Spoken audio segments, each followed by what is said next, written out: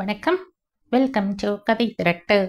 இந்த வீடியோவில் நம்ம என்ன கதை கேட்க போகிறோம்னா, தியாகி தோழி தலைவி கதையின் 8வது பகுதி. நம்ம சேனலை இதுவரைக்கும் சப்ஸ்கிரைப் பண்ணாதவங்க சப்ஸ்கிரைப் பண்ணுங்க. பக்கத்தில் இருக்கிற பெல் ஐக்கானை கிளிக் பண்ணி ஆல்ங்கிற ஆப்ஷனை ப்ரெஸ் பண்ணுங்க. ஸோ தட் நான் போடுற கதைகளை உடனுக்குடனே நீங்கள் கேட்கலாம். வாங்க கதைக்குள்ளே போகலாம். ஏண்டா பெருமாள், என்னத்துக்குடா சுட்ட? யார சுட்ட? உன் கையில எப்படிடா துப்பாக்கி வந்தது? பாபுஜி சொன்னதை காத்துல பறக்க விட்டுட்டியா? ஏன் இப்படி செஞ்ச? என்றுமில்லாத கடுமையான குரலில் கோபத்துடன் கேட்டார் நாராயணன். ஆனால் பெருமாள் பயப்படவே இல்லை. நிமிர்ந்து நின்றான்.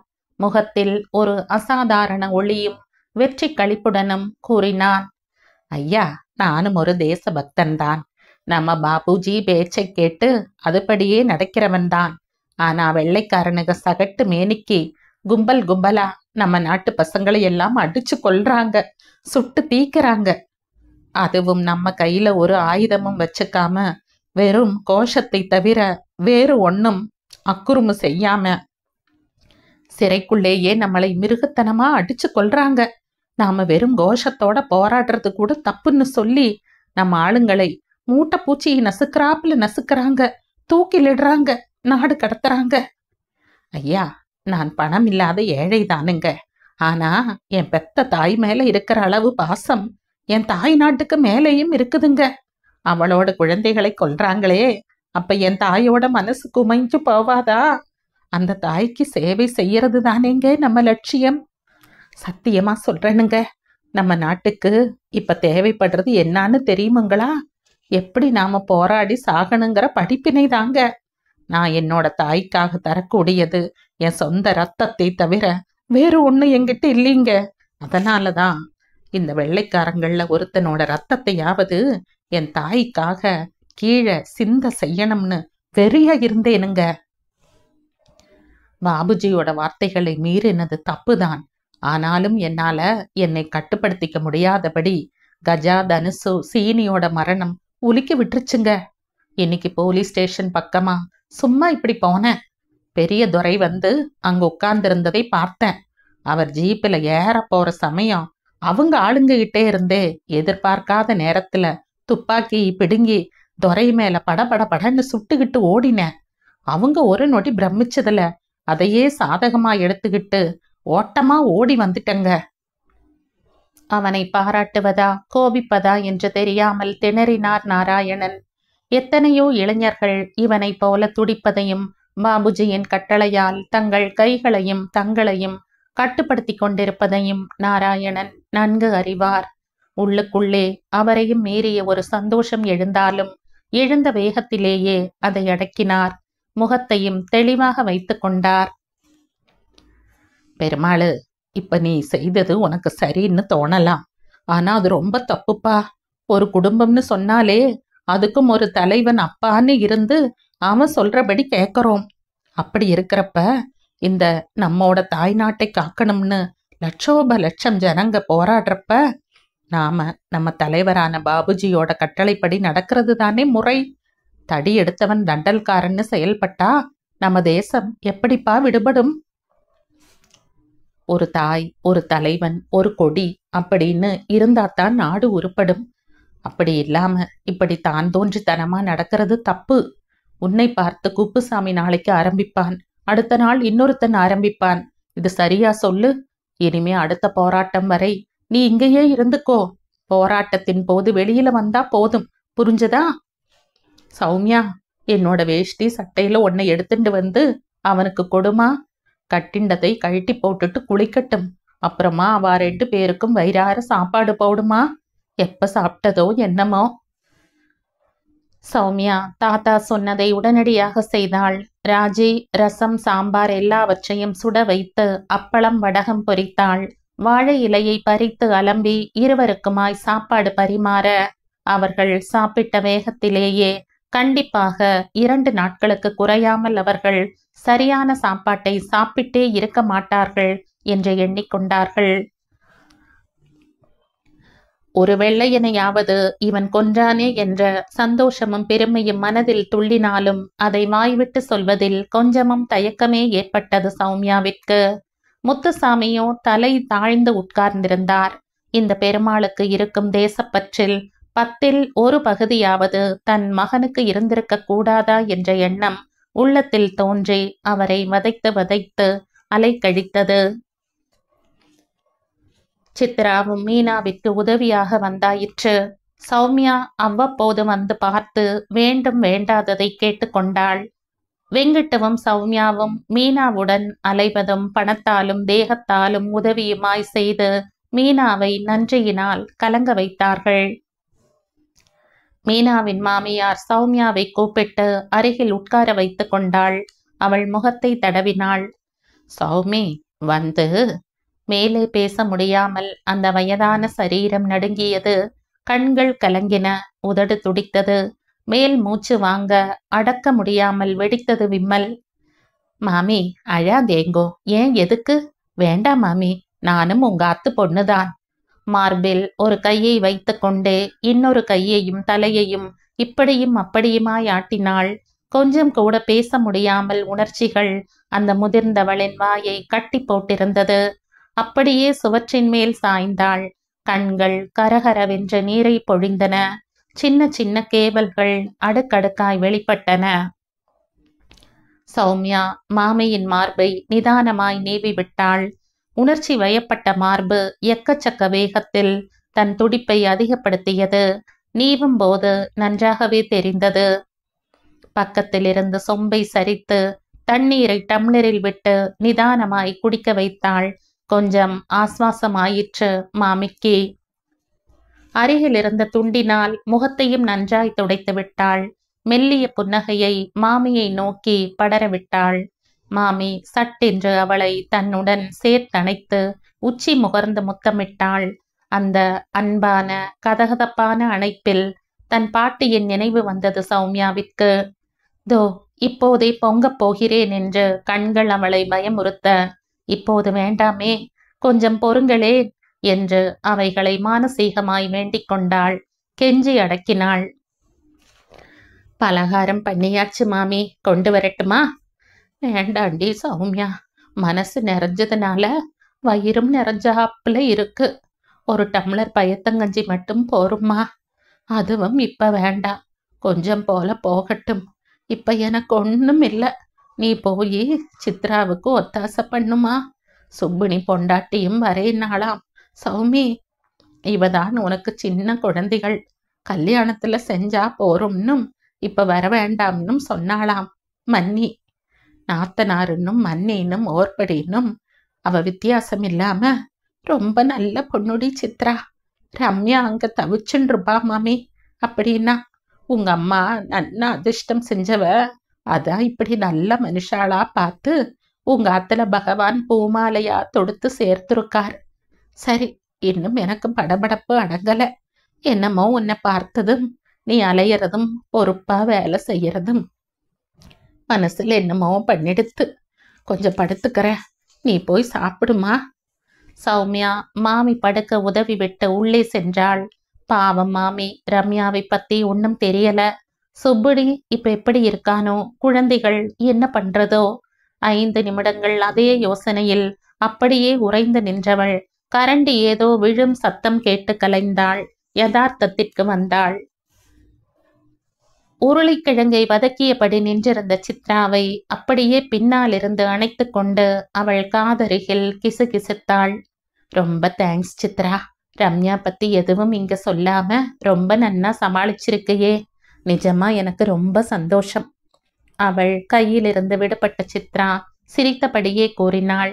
அக்கா, நம்ம குடும்பத்தோட கஷ்ட நஷ்டம் நம்மளோடையே இருக்கணும்னு எங்க அம்மா சொல்லியிருக்கா. நாம் கல்யாணமான புதுசுல ஏதாவது சொல்ல வந்தா கூட அம்மா சொல்லுவா. என்னம்மா சொல்லுவா? இத பார் சித்ரா, இனிமே நீ அந்த அத்து பொண்ணு. நீ அப்பப்போ இங்க வந்துட்டு போற விருந்தாளிதான். உங்க வீட்டை பத்தி எதுவானாலும் சொன்னாக்கா இப்ப நானும் உன் மன்னியும் சுவாரஸ்யமா கேட்டுப்போம். ஏதாவது சொல்லவும் செய்வோம். ஆனா நாள்பட நீ அந்த வீட்டிலேயே ஒன்றிப்போய் உன்னோடதுங்கிற நினைப்பில பேசுறப்ப எங்களால கொஞ்சம் கீழ்த்தரமாத்தான் பார்க்க முடியும். ஏன்னா நீ முதல்ல சொன்னதெல்லாம் தான் எங்க மனசுல ஒரு கீழான எடையை போட வச்சிருக்குமே. அப்புறம் மதிப்பு மரியாதை எல்லாம் மேலுக்குத்தான். உனக்கும் சரிவர கிடைக்காது. அதனாலதான் சொல்ற, நீ புக்காத்துல படுற சந்தோஷங்களையோ சுகங்களையோ தாராளமா பிறந்தாத்துல சொல்லு. ஆனா அங்க ஏற்படுற எந்த சின்ன கஷ்டங்களை, அதனால ஏற்படுற சங்கடங்களை நீயே தான் பொறுத்து போகணும். இங்க சொல்லக்கூடாது. உன்னால தாக்கு பிடிக்க முடியாத கஷ்டம்னா அத முதல்ல நீ சொல்ல வேண்டியது உன் மாமியார் மாமனாரிட்டதான். அதுக்கப்புறமாத்தான் இந்த ஆத்துக்குள்ள அந்த விஷயமே நுழையணும். இத புரிஞ்சுண்டு நீ சரியா நடந்துண்டீன்னா உன் குடும்பம் ரொம்ப நன்னா இருக்கும். எனக்கும் சந்தோஷமா இருக்கும். புரிஞ்சுண்டு நடந்துக்கோ சித்ரா. சௌமிக்கா, அப்பா அம்மா சொன்ன போது முதல்ல எனக்கு வந்தது கோவந்தான். உம்முன்னு மூஞ்சியை தூக்கிண்டு ரூமுக்குள்ளேயே போய் அடைஞ்சேன். என்னை வீட்டை விட்டே இப்படி கல்யாணமான உடனேயே ஒதுக்கிட்டாளேன்னு. ஆனா அந்த தனிமையே எனக்கு நன்னா யோசனை பண்ணவும் அலசி பார்க்கவும் நல்லது கெட்டது சீர் தூக்கி பார்க்க வச்சது. அம்மாவோட ஒவ்வொரு வார்த்தையும் அச்சர லட்சம் பெரும் வார்த்தைங்கிற உணர்வு வந்தது. அம்மாவை ஆகாச உயரத்துல உட்காத்தி வச்சு நமஸ்காரம் பண்ண வச்சது. அம்மா எத்தனை அழகான அனுபவப்பட்ட ஞானின்னு புரிய வச்சது. சந்தோஷப்பட வச்சது. ரூம்ல இருந்து வெளியே வரப்ப நான் புது மனுஷியா இருந்தேன். நான் வெளியில வர வரைக்கும் என் அம்மா அப்பாவோ அண்ணா மன்னியோ என் தம்பி கூட என்னை வந்து பார்க்கவும் இல்ல, சமாதானப்படுத்தவும் இல்ல. அந்த மாதிரி செஞ்சிருந்தாங்கன்னா என்னோட அறிவு வேலை செய்யாம முரண்டுண்டு இருக்கும். அந்த அளவுக்கு என் அம்மா என்னை தனியாகவே யோசிக்க அவகாசம் தந்து என்னை சீர்திருத்தினான். எனக்கும் புக்ககம் நன்னா அமைஞ்சதுனால பிரச்சனைன்னு ஒண்ணும் இல்ல. எங்காத்திலேயும் நான் ரம்யாவோட விஷயத்தை சொன்னதில்ல. நம்ம புடவையை விளக்கினா நம்ம அந்தரங்கம் மத்தவாளுக்கும் தெரிஞ்சிடுமேங்கிற எண்ணத்துலதான் மீனாவோட மாமியார்கிட்டையும் சொல்லல. எங்க அம்மா கிட்ட மட்டுமில்ல சௌமிக்கா, நம்ம ஆத்துல இருந்தும் நிறைய விஷயம் தெரிஞ்சுருக்கேன். ஒரு பாத்திரத்தை துலக்க துலக்க தானே பளிச்சுன்னு ஆகிறது. அது போலத்தான் நாமும் மத்தவாளோட பழகி பழகித்தான் நம்மளை திருத்திக்கணும்னு தெரிஞ்சுண்டேன். சௌமிக்கா, நீங்கள்லாம் எத்தனையோ அசாதாரண விஷயங்களை சாதாரணமா செஞ்சுட்டு அடக்கமா இருக்கேள். அதுக்கு முன்னாடி நானெல்லாம் ஒரு தூசுக்கு சமானம் சௌமிக்கா. பேசிக்கொண்டே போன சித்ராவை கண் கொட்டாமல் பார்த்தாள் சௌமியா. கண்கள் பளபளத்தன. சித்ரா, கணபதி அதிர்ஷ்டக்காரன்னு நான் சும்மா சொல்லக்கூடாது. தித்திப்புங்கிற வாயோட அந்த வார்த்தை சொல்லணும். இருவரேன். சர்க்கரை டப்பாவிலிருந்து ஒரு ஸ்பூன் சர்க்கரையை வாயில் இட்டு கொண்டு இன்னொரு ஸ்பூன் சர்க்கரையை சித்ராவிற்கு மூட்டினாள். சந்தோஷ சிரிப்பு இருவரின் அதரத்திலிருந்தும் புறப்பட்டது. அன்று பெருமாள் ஒரு ஆங்கிலேயனை சுட்டது அவர்களின் குரோதத்தை அதிகப்படுத்தினாலும் கூடவே ஒரு திகிலும் அவர்களிடம் ஏற்பட்டது உண்மையே. அடுத்து 2-3 பேர்களாக சேர்ந்து பேசிக்கொண்டு தெருவில் நிற்பதோ போவதோ கூடாது என்ற உத்தரவை, ஊரடங்கு சட்டம் போன்றதை கொண்டு வந்தவுடன் காந்திஜியிடமிருந்து வந்த உத்தரவுதான் தனிநபர் சத்தியாகிரகம். 2-3 பேர்கள் சேர்ந்து போகக்கூடாது என்று தானே சட்டம் போட்டாய்? நாங்கள் உங்கள் சட்டத்தையும் மீறவில்லை, எங்கள் கொள்கைகளையும் விடவில்லை. தனித்தனியாய் கோஷம் போட்டுக்கொண்டு தனி நபராகவே சத்தியாகிரகம் செய்கிறோம். அவ்வளவுதானே. இவர்தான் காந்திஜி. தன்னுடைய மதியாலும் அகிம்சையாலுமே பரங்கியரை ஆட்டி படைத்தார். மறுபடியும் துள்ளிக்கொண்டு எழுந்தார்கள் நம் பாரத வீரர்கள். ஒவ்வொருவரும் தனித்தனியாய் ஒவ்வொரு இடத்திலிருந்து புறப்பட்டு டில்லி சலோ என்ற கோஷத்தையும் வீர சுதந்திர பாட்டையும் முழங்கிக் கொண்டு செல்ல ஆரம்பித்தார்கள். அவர்களை கைது செய்யும் வரை விடவே இல்லை. பரங்கியரும் கைது செய்யாமல் தாமதித்தும் பயனில்லை. கைது செய்து ரிமாண்டில் வைப்பதும் அடிப்பதும் மறுபடி கைது செய்வதுமாக இது ஒரு தொடர்கதையாக நடந்து கொண்டிருந்தது. ராமநாதன், நாராயணன், முத்துசாமி, வெங்கட்டு இவர்களுடன் குப்புசாமி, பெருமாள், இசக்கி முத்துவும் சென்றார்கள். அவர்கள் தனித்தனியாய் புறப்பட்டு சென்றவுடன் சௌமியாவும் வீர முழக்கம் செய்து கொண்டு புறப்பட்டு விட அதை பார்த்த ஜனகம் தானும் போவதாய் லக்ஷ்மியிடமும் ராஜையிடமும் சொல்ல இருவரும் தடுக்கவும் முடியாமல் கூட போவதற்கும் முடியாமல் நின்றார்கள். ஆனால் அவர்கள் இருவரையும் மனதார வாழ்த்தத்தான் தோன்றியது லட்சுமிக்கு. நாராயணனையும் முத்துசாமியையும் முசிறி சிறையில் அடைத்தார்கள். மற்றவர்களையும் பிரித்து பிரித்து ஊரெங்கிலும் உள்ள சிறையில் அடைத்தாலும் அனைவரையும் கொடுமைப்படுத்துவது என்னமோ ஒரே மாதிரியான கொடூரத்துடன் நிரம்பி இருந்தது. செய் அல்லது செத்துமடி என்ற காந்திஜியின் தாரக மந்திரத்தை வேத விளக்கமாக கொண்டு அவர்கள் உற்சாகத்துடன் செயல்பட்டார்கள். பெண்கள் என்றும் பாராமல் சௌமியாவையும் ஜனகத்தையும் அவர்கள் அடித்த அடியும் செய்த கொடுமையும் எழுத இயலாதவை. ஆனால் இருவரையும் ஒரே சிறையில் அடைத்தது இருவருக்கும் தெம்பாகவே இருந்தது. திடீர் திடீரென இருவரும் பாரதியாரின் பாடலை தங்களை அடைத்த கொட்டடியிலேயே தங்களால் இயன்ற அளவு உச்சஸ்தாயியில் பாடுவார்கள். அடுத்தடுத்துள்ள கொட்டடியில் இருப்பவர்களும் அவர்களை தொடர்ந்து பாட சிப்பாய்கள் என்ன அடக்க முயன்றும் முடியாமல் போனதுதான் உண்மையில் நடந்தது. மலஜலம் கழிக்க வேண்டிய மண் சட்டியிலேயே சாப்பிடவும் வேண்டும் என்ற வற்புறுத்தியதால் சாப்பாட்டை அறவே தவிர்த்தவர்கள்தான் அதிகம். அதனால் தேக பலம் குன்றி போனாலும் அவர்களின் மனோபலம் குன்றாமல் செய்த முழக்கங்களும் கோஷங்களும் ஓய்ந்த பாடில்லை. 4 மாத கடுமையான சிறை தண்டனைக்கு பிறகு அவர்கள் வெளியே வர வந்தவர்களை அடையாளம் புரிந்து கொள்வது கூட மிகவும் துர்லபமாயிருந்தது. நாராயணன் நடக்கவும் சக்தியற்று 2 பேர்களின் ஆதரவில் நடந்து வந்தார். அனைவரும் வீட்டிற்குள் வந்தாலும் மறுபடியும் வெளியே போகும் எண்ணத்தில் தான் இருந்தார்கள்.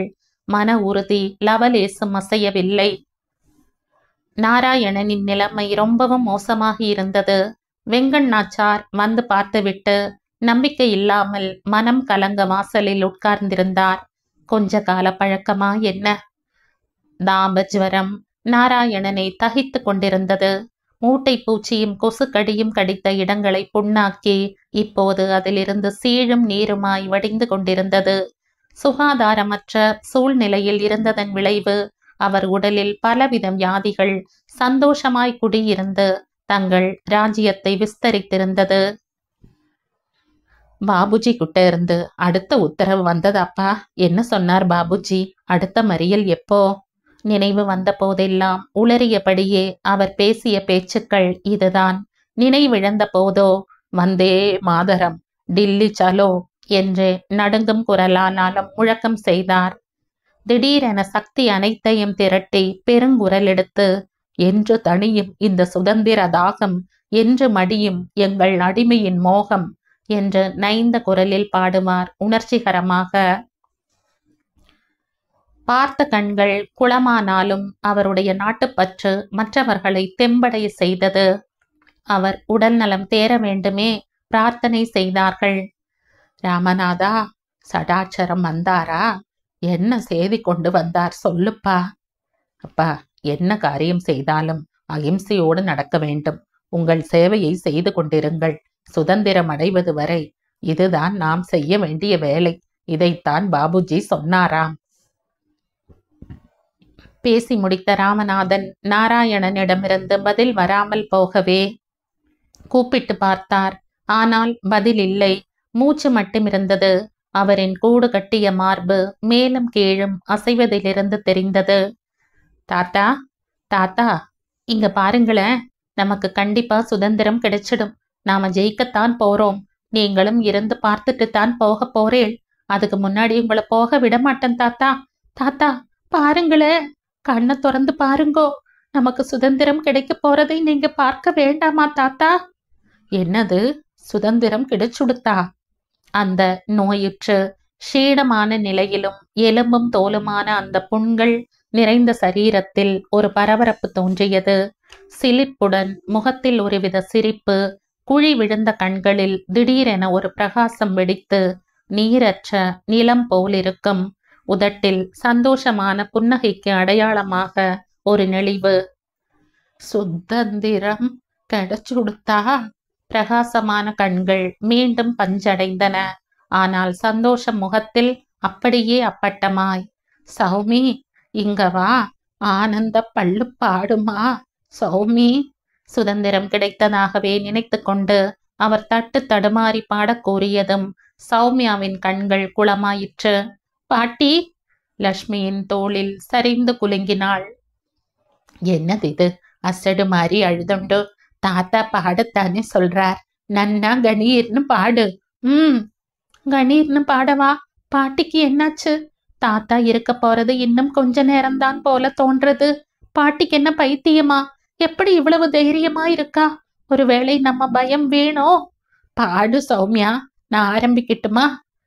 ஆடுவோமே பள்ளு பாடுவோமே, ஆனந்த சுதந்திரம் அடைந்து விட்டோம் என்று பாட்டி தன் வயதான தளர்ந்த குரலில் கம்பீரமாய் உரக்க ஆரம்பிக்கவும், சௌமியாவும் சேர்ந்து முதலில் தழுதழுக்க குரல் எழும்பாமல் தன்மையாய் பாடியவள் பிறகு தன்னை அறியாமலேயே பாட்டில் லயித்து பெரியதாய் அழகாய் பாடினாள்.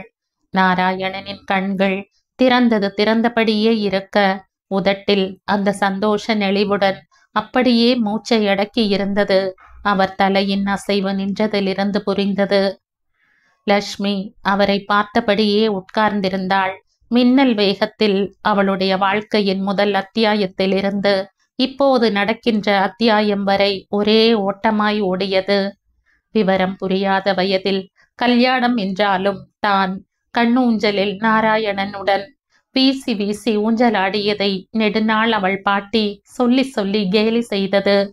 பருவத்திற்கு வந்த பின் கணவன் தன்னை பார்க்க வரும்போதெல்லாம் இவள் நாணத்தினால் தயங்கி நாராயணன் எந்த இடத்தில் உட்கார்ந்திருக்கிறாரோ அதற்கு நேர் எதிரான அறையில் கதவின் பின்னால் உடலை மறைத்து கொண்டு முகத்தை மட்டும் வெளிக்காட்டி ஆசையும் வெட்கமுமாய் சிரித்தது. கணவனுடன் தனி அறையில் விடப்பட்டவுடன் அவருடைய முதல் ஸ்பரிசம் மேனியில் ஏற்படுத்திய சிலிர்ப்பு இப்போது நினைவின் நிழலாய் நிஜத்தில் அவள் மேனியின் பூனை ரோமங்கள் குத்திட்டு நின்றன. ராமநாதனை வயிற்றில் சுமந்த போது அவர் காட்டிய பரிவு, பாசம், அன்பு, கனிவு, ஆசை, மோகம், குழந்தை பிறந்ததும் தந்தை என்ற ஸ்தானத்திற்கு தன்னை உயர்த்திய மனைவிக்கு ஒருவரும் அறியாமல் கன்னத்தில் தந்த விலை உயர்ந்த பரிசு. கன்னம் இப்போது தானாகவே சிவந்து வெளுத்தது. வெங்கிட்டு பிறந்த போதும் அதே அரவணைப்பு. ராமநாதனின் கல்யாணத்தில் ஒரு தந்தையின் கம்பீரத்துடன் மனைவியோடு மனையில் நின்றது. சௌமியா பிறந்த போது ஏற்பட்ட ஆனந்தம் இருவருமாய் பேத்தியை வைத்து கொண்டு ஒருவரை ஒருவர் சீண்டிக் கொண்டு சந்தோஷமாய் கழித்தது. சுதந்திர போராட்டத்தில் கவனம் கொண்டு காந்திஜியையே தன் தலைவனாய் கொண்டு அவரின் சத்திய வாக்குகளை வேத வாக்காய் எண்ணி தவறாமல் அவரின் அடியை ஒற்றி நடந்தது. அவர் போராட்டத்திற்கு நிதியை கேட்டபோது மனைவியின் கழுத்தில் உள்ள மாங்கல்யத்தை தவிர மற்ற அத்தனை நகைகளையும் தயங்காமல் கழற்றி தந்தது. போராட்டத்தில் அடிபட்டு சிறை சென்று மீண்டு வந்து மறுபடியும் தனிநபர் சத்தியாகிரகத்தில் கலந்து கொள்ளும் முன் ஒருவரும் அறியாமல் தன்னிடம் வாங்கி கொண்ட சத்தியம். போராட்டத்தில் ஜெயிலுக்கு சென்று அங்கிருந்து வரும்போது நோயாளியாய் வந்தது. சுதந்திரம் கிடைத்து விட்டது என்று நினைத்து பள்ளுப்பாட்டு பாட சென்றது. அந்த சந்தோஷத்திலே கண்ணை மூடியது. விரைவில் ஓடிய இத்தனையையும் தன் வாழ்க்கையின் பின்னோட்டமாக கண்ட லட்சுமி இப்போது நிதர்சனத்திற்கு வந்தாள். அத்தனை பேரும் தங்களை சுற்றி அடக்கிய விம்மலோடும் கரையும் கண்களோடும் துளி சத்தமில்லாமல் அடக்கமாய் நின்று கொண்டு அவர்கள் இருவரையுமே மாறி மாறி பார்த்து இவளின் வயிற்றிலிருந்து பந்தாய் ஒன்று சுருண்டு மிதந்து வந்து தொண்டையை அழுத்தி பிடித்தது. நாராயணனின் கண்களை மீண்டும் ஒரு முறை பார்த்தாள். மெதுவாய் தன் கரங்களால் அவர் கண்களின் இமைகளை மூடினாள். தன் கண்களை தழும்பாமல் கண்களை கொண்டே அடக்கினாள். கரம் குவித்து அவர் நெஞ்சின் மேல் கவிழ்ந்து 5 நிமிடம் மௌனமாய் வணங்கினாள். அதுவே அவளுடைய துக்கத்தை, அவரின் பிரிவை தாங்கும் சக்தியை தர போதுமானதாயிருந்தது. இன்று கெட்டிமேளம் கெட்டிமேளம் கூட்டத்தில் மேளக்காரனின் காதில் விழ வேண்டுமென்ற எண்ணத்தில் சாஸ்திரிகள் வலக்கை ஆள்காட்டி விரலை மட்டும் உயர்த்தி வேகமாய் சுட்டி காட்ட, அது ஒரு தொத்து நோய் போல எல்லோருக்கும் தொற்றிக்கொள்ள நிறைய ஆள்காட்டி விரல்கள் மட்டும் தலைக்கு மேல் உயர்ந்து வேக வேகமாய் அசைய கெட்டி மேளம் வேகமாய் அடிக்கத் தொடங்கியது. லட்சுமியின் கழுத்தில் பஞ்சாபி 3 முடிச்சுகள் கோலாகலத்துடன் போட்டான். அச்சதைகளும் பூக்களும் அவர்கள் மேல் மழையை போல பொழிந்தது. லட்சுமியும் மீனாவும் கண் கலங்க அனைவரின் கண்களுமே கலங்கின. ஒரு நெகிழ்வான உணர்வுடன் சந்தோஷமான நேரமாக இருந்தது. அந்த நேரம் ரம்யாவும் சுப்புனியும் குழந்தைகளுடன் வந்திருந்தார்கள். எந்த மகாராஜாவுக்கு போதாத காலமோ ரம்யா ரொம்பவுமே அனைவருடனும் பொருந்தி இங்கும் அங்குமாய் ஓடி ஆடி சித்ராவுக்கு சரியாய் சிரித்தபடியே வேலை செய்ததில் எல்லார் மனசும் கொஞ்சம் நிம்மதி கண்டது. ஆயிற்று. லட்சுமி கல்யாணம் என்றும் எப்படி மீனாவும் சிவராமனும் சமாளிக்கப் போகிறார்களோ என்ற கவலையிலும் நாட்கள் கனத்து நீண்டதாயிருந்தது.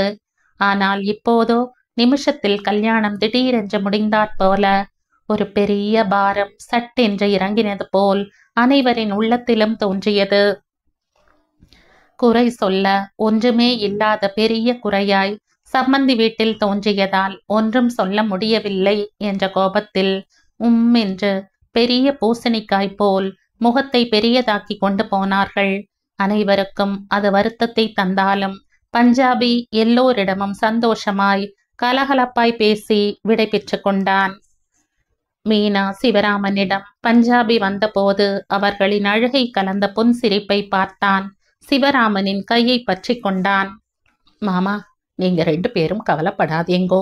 லக்ஷ்மியை கண்டிப்பா கண் கலங்காம பார்த்துப்பேன். என்னால அவளுக்கு கஷ்டமே வராது மாமா. எப்பவும் அவளை சந்தோஷமா வச்சுக்கிற மாமா. தைரியமா இருங்கோ. மத்தவா பத்தி கவலையை விடுங்கோ. நான் சமாளிக்கிறேன். வரட்டுமா? மீனா சிவராமனும் மனம் குலுங்க விடை கொடுத்தார்கள். லக்ஷ்மி நிறைந்த கண்களுடன் விடை பெற்றாள். நாழியாச்சு, வண்டியில ஏறி உட்காரு. எத்தனை தரம் சொல்லிட்டு இருந்தாலும் புதுசா நீயும் சொல்லிக்க போறதில்லை, அவளும் சொல்ல போறதில்லை. பேசினதையே பேசிண்டு அழுதுண்டு மூக்கு சிந்திண்டு. சே, என்னது இதெல்லாம்? வீட்டுக்கு விளக்கேற்ற வரும் மாட்டு பெண்ணிடம் லட்சுமியின் மாமியார் பங்கஜம் முதலில் வண்டியில் பேசிய அன்பான அபிமானத்துடன் கூடிய இனிமையான வார்த்தைகள். அரண்டுதான் போனாள் லட்சுமி. ஆனாலும் உள்ளுக்குள் ஒரு தைரியம் சுடர் விட்டு கொண்டிருந்தது. பஞ்சாபியை பார்த்தாள். அவன் ஆசையுடன் அவளை பார்த்து சிரித்தான். கண்களில் ஒரு பிரகாசம் இப்போது தோன்றியது லட்சுமிக்கு. சிடு சிடுவென்ற முகத்துடன் உட்கார்ந்திருந்த பங்கஜம் மகனை பார்த்த பார்வையில் ஒரு அசூயை இருந்தது. அதனால் அவன் முகமே விகாரமாய் மாறியிருந்தது. பஞ்சாபி ஒருவரும் அறியாமல் லட்சுமியின் கையை தன் கைக்குள் வைத்து கொண்டு அழுத்தமாய் பிடித்து கொண்டான். நடுங்கும் லட்சுமியின் கரங்கள் அவன் பிடிக்குள் அடங்கி நிம்மதியாக இருந்தது. லட்சுமியின் கல்யாணத்தினால் அடிக்கடி மாதர் சங்கத்திற்கு போக முடியாமல் இருந்த சௌமியா கல்யாணம் முடித்து கட்டுசாத கூடை வைத்ததும் இவளும் மாதர் சங்கத்துக்கு சென்றாள். சங்கத்தின் கூட்டம் என்றும் போல் கூடியது. சௌமியாவின் வலது கை போல் செயல்படும் பகவதி ஒரு விண்ணப்பத்தை சமர்ப்பித்தாள். வணக்கம், நாம இந்த சங்கத்துல எவ்வளவோ நல்ல காரியங்களை செய்யறோம். படிப்பில்லாதவர்களுக்கு படிப்பறிவு தரோம். தையல் படிப்பு, பாட்டுன்னு பலதும் செய்யறோம். ஆனாலும் எனக்குள்ள ஒரு ஆசை. நம்ம கிராமம் ஓரளவுக்கு பெரிய கிராமம். வளர்ச்சிகள் நல்ல விதமாக பல திசைகளிலும் பரவி இருக்கு. அக்கம் பக்கம் உள்ள கிராமங்களும் நல்ல பயனை அடைஞ்சிருக்கு. ஆனா நம்ம கிராமங்களை விட சின்ன சின்ன குக் கிராமங்கள் எவ்வளவோ எந்த விதமான முன்னேற்றமும் இல்லாம பழைய காலத்து கற்கால மனுஷங்களைப் போல இருக்காங்க. அந்த மாதிரி இருக்கிற ஓரிரு கிராமங்களை நாம திருத்தி நல்லவை கெட்டவைகளை சொல்லி கிணத்து தவளையாயிருக்கிற அவங்களை உலகம் அறிய செய்து நாம் அடையிற நல்ல பலனை அவங்களும் அடைய செய்யணும். முதல்ல புளிச்சமானூர் என்கிற கிராமத்தை நாம ஒரு சவாலா எடுத்துக்கிட்டு மாத்தலாம். அதை பார்க்கும் மற்றவங்களும் தைரியமா நாம சொல்றத கேட்பாங்க. இதுக்கு உதவ நாம எல்லாரும் தயாரா இருக்கணும். படபடவென்று அனைவரும் கைதட்டினார்கள். சௌமியா உற்சாகத்துடன் கைதட்டி பகவதியை நோக்கி பிரமாதம் என ஜாடையும் காட்டினாள். சௌமியாவையே ஒரு மனதாக தலைமையாக தேர்ந்தெடுத்தார்கள். பிறகு அலசினார்கள் எப்படி செயல்பட வேண்டும் என்பதை. நான் தான் தலைமைங்கிறது தப்பு. ஏன்னா 4 நாளுக்கு ஒரு தடவை அந்த கிராமத்துக்கு போகணும். அவங்களோட நிலையை பார்த்து எது அவங்களுக்கு முதல்ல அவசியங்கிறதை புரிஞ்சுண்டு அதை செய்யணும். கூட்டமா போகாம 4-5 பேரா போகலாம். நம்ம மேல நம்பிக்கை வர்ற மாதிரி பேசணும். இதுக்கு நல்ல பேச்சு திறமையும் பொறுமையுமா இருக்கிறவங்க வேணும். தினமும் எல்லாரும் வரணுங்கிறது இல்ல. முடிஞ்ச அன்னைக்கு முடிஞ்சவங்க வரலாம். 4-5 பேர்ல ஒருத்தியோட பேச்சுக்கு மத்தவங்க கட்டுப்படணும். இங்க இருக்கிறவங்க சங்கத்தோட வேலையை கவனிச்சுக்கலாம். அதனால ஒரு நல்ல நாள்ல புறப்படலாம். ஒரு 10 பேர் போதும்னு நினைக்கிறேன். பகவதி, நீ என்ன சொல்ற? அதே தாங்க நினைச்சேன்.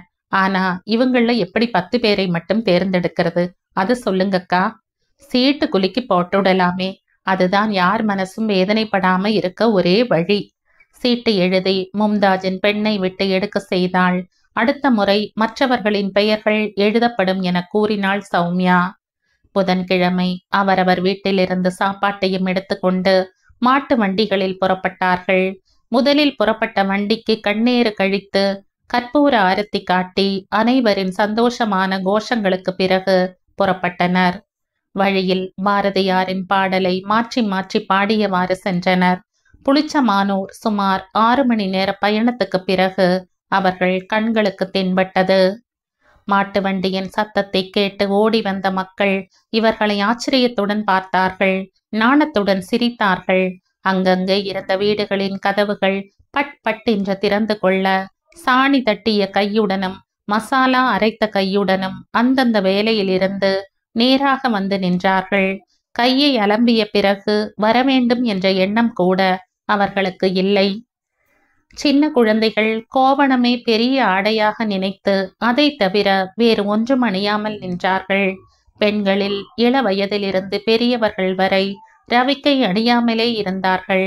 அதனால் அவர்களிடம் எந்த விதமான கூச்ச நாச்சமும் இல்லை. இயல்பாக இருந்தார்கள். சௌமியாவும் மற்றவர்களும் வண்டியிலிருந்து இறங்கியவுடன் எல்லோரையும் பார்த்து சிரித்து கரம் கூப்பினாள் சௌமியா. ஓட்டு கேட்க வந்திருக்காங்கடோய். ஒரு வளர்ந்த பையன்தான். அவர்களை யார் என்று கண்டுபிடித்து விட்ட பெருமையில் உரக்க கூவினான். தம்பி, இங்க வாப்பா.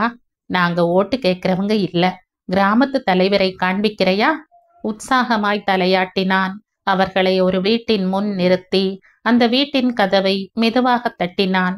கதவு என்னமோ திறந்துதான் இருந்தது. இருப்பினும் அந்த பெரிய மரக்கதவின் நாதாங்கியை ஓசைப்படுத்தினான். உள்ளிருந்து ஒரு பெரியவர் வந்தார். சௌமியா வணக்கம் கூற பதிலுக்கு அவரும் வணக்கம் தெரிவித்தார். யார் அவர்கள் என புரியாமலேயே கிராமத்து பாணியில் உபசரித்தார். வாங்க உட்காருங்க. மோர் தண்ணி குடிக்கிறீங்களா? எனக்கு உங்களோட பேசணும். நாங்க உங்களை பார்க்கத்தான் வந்திருக்கோம். உங்களுக்கு முக்கியமான வேலை ஒண்ணுமில்லன்னா? அது கிடக்குமா வேலை? இந்த கிராமத்துல என்னமா வேலை? தண்ணி இல்ல, வயலுக்கு பாய்ச்ச. வரையில நீங்க பார்த்திருப்பீங்களே, தரிசாத்தான் போட்டிருக்கோம். மாடு கண்ணுன்னு வச்சிருந்தாலும் அதை மேய விடுறதுக்கும் புல்லும் இல்ல. அடுத்த பக்கத்து ஊர்களுக்கு போனா விரட்டி அடிக்கிறாங்க.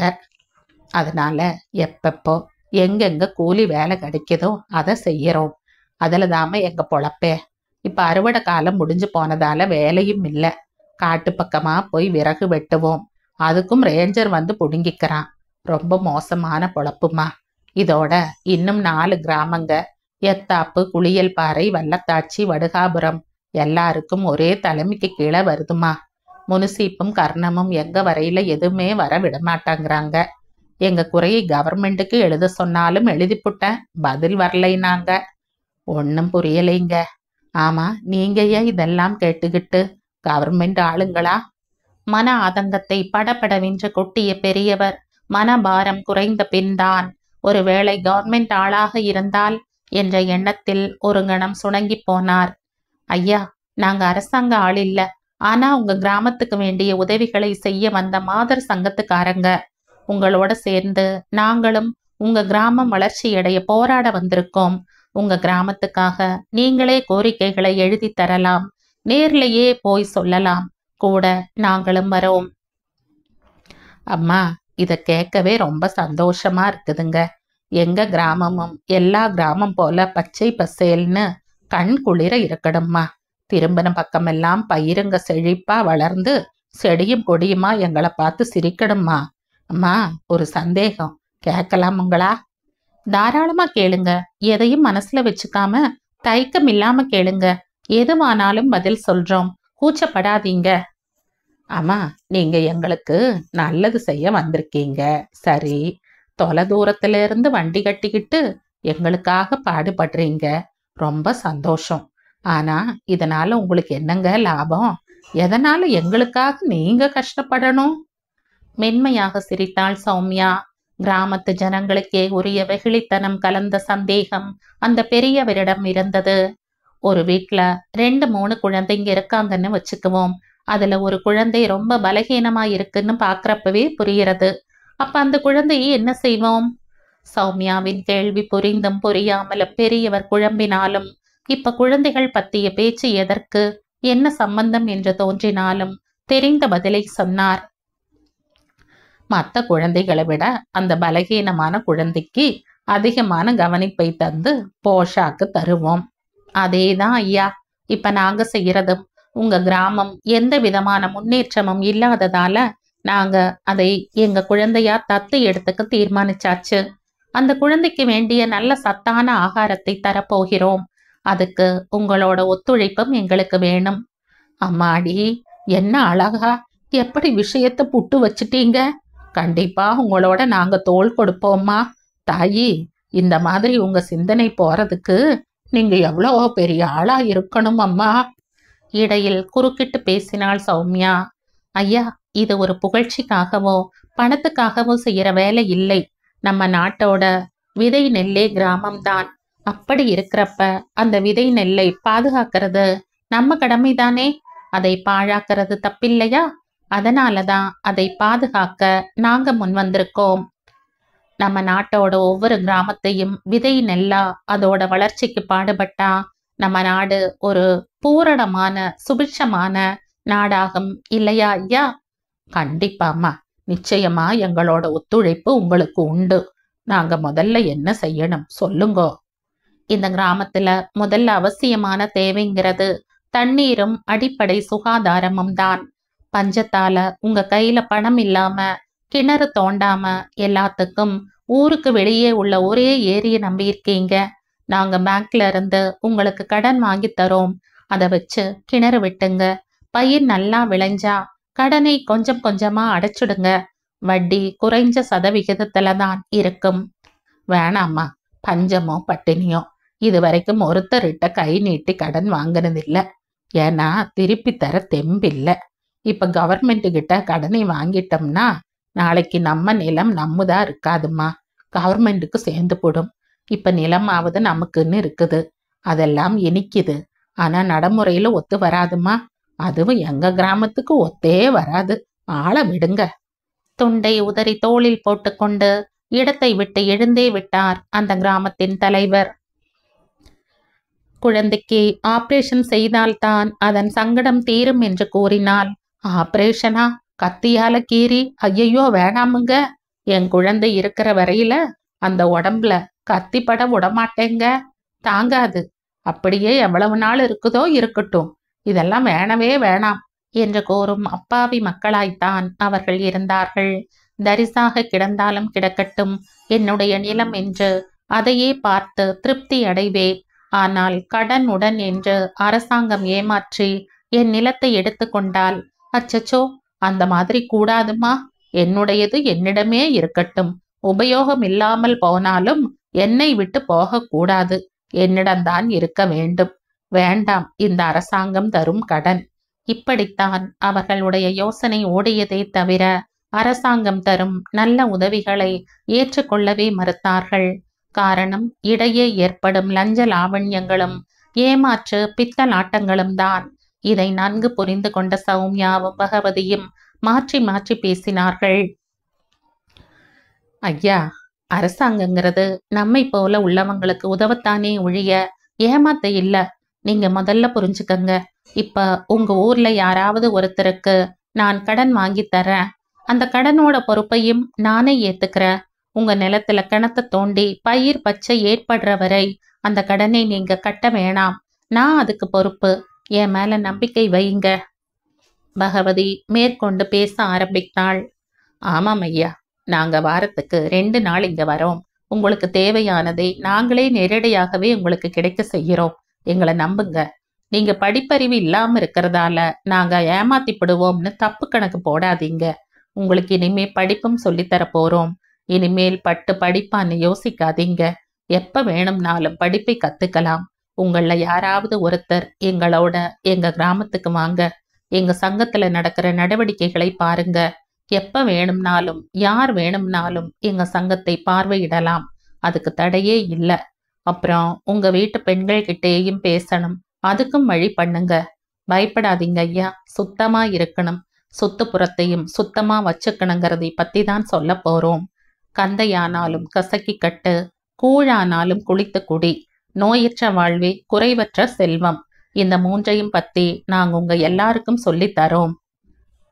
இத நடாது பெரிய தொந்தரவு. கூழோ கஞ்சியோ குடிச்சிட்டு விழுந்து கிடக்கிறவங்கள படிங்கிறாங்க, சுத்தம்ங்கிறாங்க. பெரிய தொந்தரவா போச்சே. யோசித்தபடியே முகவாய் தாடியை சொரிந்து கொண்டார் தலைவரான மாரப்பன். இதற்குள் ஒருவருக்கொருவர் சொல்லிக் கொண்டு ஊர் ஆண் பிள்ளைகள் எல்லாம் சுற்றமுற்றம் கூடி நின்றிருந்தார்கள். பெண் பிள்ளைகளில் தைரியமானவர்கள் ஆண்களின் சுற்றுக்கு பின்னால் நின்று எட்டி எட்டி பார்க்க, மற்றவர்கள் சற்று தூரத்திலேயே நின்றார்கள். எல்லோரையும் மறுபடியும் பார்த்தாள் சௌமியா. தூரத்தில் நின்றிருந்த அந்த இளம் பெண்களை நோக்கி நடந்தாள் சௌமியா.